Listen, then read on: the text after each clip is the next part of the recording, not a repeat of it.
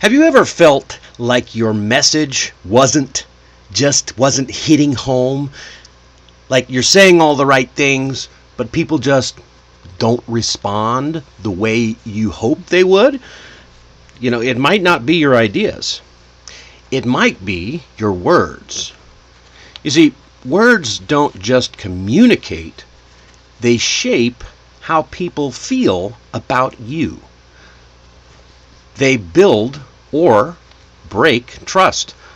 I mean, think about it like this. Think about it. Saying you should do something sounds like a command. But saying let's do something, well, that feels like teamwork. Same goal, different tone. Right? And tone, my friend, is everything. When you learn to use powerful words, you stop sounding demanding and start sounding inspiring. All right. So I want to say stick around, because later in the Mastery Minute, I will share a classic phrase that reminds us how one word can change everything about how we connect. So drop your thoughts and questions in the chat, and don't forget to like, subscribe, and share this episode with a friend, someone who wants to communicate with more impact. And then let's dive right into it. Shall we? I want you to meet Claire. She is a brilliant project manager. Absolutely brilliant. Organized, thoughtful, and fluent in English mostly, but her team often described her as too direct. She didn't mean to be rude, but she just used phrases like, "You need to send this today," or "You should fix this." So one day, I asked her to try a small change. Instead of "you need to," I said, "Why don't you say, could we?" Instead of "you should," I said, "say let's." Within a week, her team said, "You've been so much easier to work with lately." Same message, different tone. And that's when she realized the truth. Tone isn't about volume or grammar, it's about word choice. Now, before we jump in to getting to the examples, I want you to think of those moments when someone speaks and the whole room nods in agreement. It's not magic, it's the words. It's the words they choose. See, tone opens up doors or it closes them. And here's the secret. Small word swaps can completely change the emotional tone of your message. These quick shifts make you sound clear and confident and collaborative all at the same time. So as we get into the mastery segment here, I want you to listen for how just one word or two can change a command into a connection. So let's break it down. Okay, so let's start with something simple. Tone. Imagine telling a coworker that you should finish this by... Oh, hit the wrong button there. Okay, imagine telling a coworker you should finish this by Friday. Now, you may not mean it harshly, but it lands like an order. Okay? It creates pressure. It sounds like you're pushing, you're blaming. Now, change one word. Let's aim to finish this by Friday. Actually, that's two words. Okay? Let's aim to finish this by Friday. Now, suddenly, you've got a team goal. It feels like you're being inclusive instead of pressuring people. Okay? So think of it like rowing a boat together. When you say, "you row," it sounds like blame. But when you say, "let's row," it feels like unity, right? That's the power of the tone. It turns direction into connection. You're not just using those words that push people in one direction.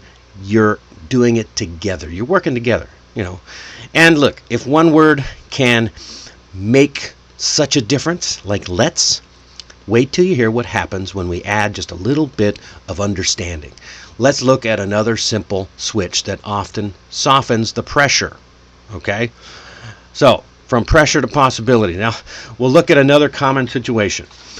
When we need something from someone, imagine you send an email that says, I need that report today. You might just be trying to set a deadline, but it sounds like pressure.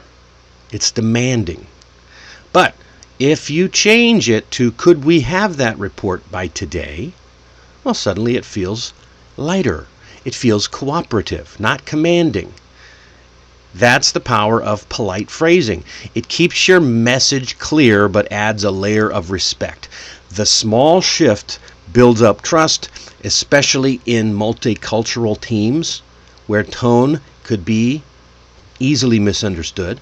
So next time you're making a request, try using could we or would you mind, and you'll still get what you need, but still have your goodwill intact. Okay? And speaking of goodwill, there's another kind of tone shift that can change everything. It changes how confident you sound. So let's talk about that next. Okay. All right. So let's be honest. Many of us try to sound polite or humble, and we end up sounding unsure instead. You've probably heard yourself or other people say something like, I think maybe we can try this. That sounds careful. Sounds too careful because it sounds hesitant. Now imagine saying, let's try this approach. Same idea, but it sounds and feels confident and decisive. So drop the softeners like maybe or I think. Your confidence level will rise immediately. People trust speakers who sound sure of themselves, but not arrogant. This is how leaders talk: direct, inclusive, and calm. So, next time you catch yourself adding those little filler words, pause for a moment. Take a breath. Say it simply and clearly, because confidence lives in clarity. All right? No more I think or maybe. Stick with strong, confident phrases. Now, and clarity, by the way, is also what saves you from sounding defensive. So let's explore that next. How to turn blame into problem solving. Yeah? So I know this is a moment we've all faced. You send an email asking for a file and realize it never arrived. The quick reaction to that is, you didn't send the file. So even though that is direct, it instantly sounds like blame. So how do we fix it? Try saying it like this.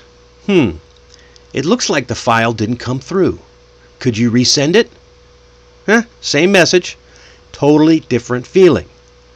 That shift changes the entire mood of the conversation. So instead of accusing, now you're collaborating. You're showing that you want to fix the problem, not fix the person.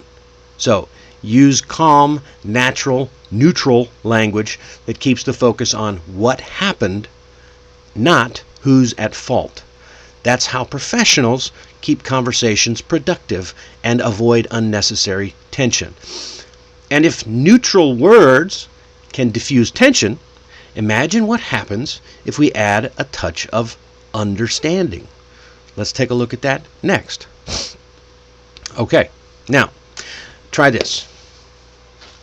Okay? Let's talk about how we can transform how people see you. Understanding. All right? Picture this. Someone brings you a problem that technically isn't yours to solve. What's the easy reply? Hey, that's not my problem. which is quick and it's clear, but it's really cold. Brr, it's cold in here, right? Now, try this. I understand that's frustrating. Let's see what we can do. Same boundaries. You're still saying that this is not my problem, but you're not saying it in a cold way. You're saying it in a caring way. It's a different feeling. Suddenly you sound like a partner, not a gatekeeper. It's helpful that way. So showing someone understanding doesn't mean weakness. It means tuning in to how others feel before moving toward a solution. You can be kind and assertive at the same time. In fact, those two traits together make you more influential.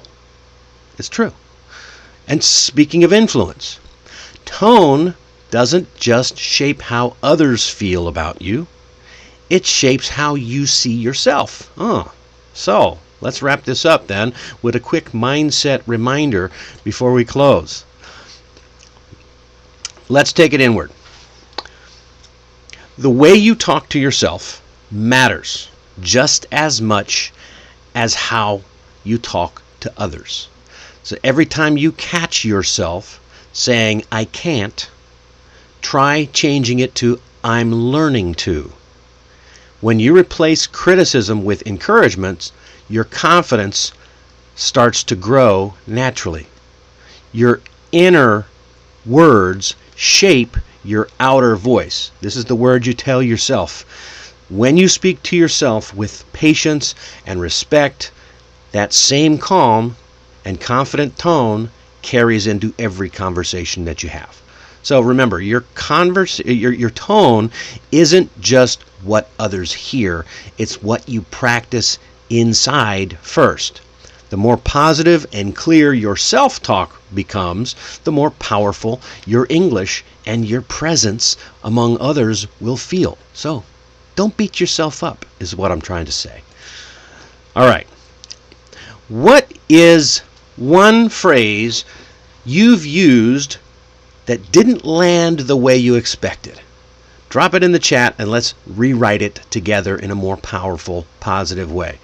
Go ahead, if you're in there. Okay. And your challenge, oh wow, we're already there. Your challenge this week is to listen to yourself.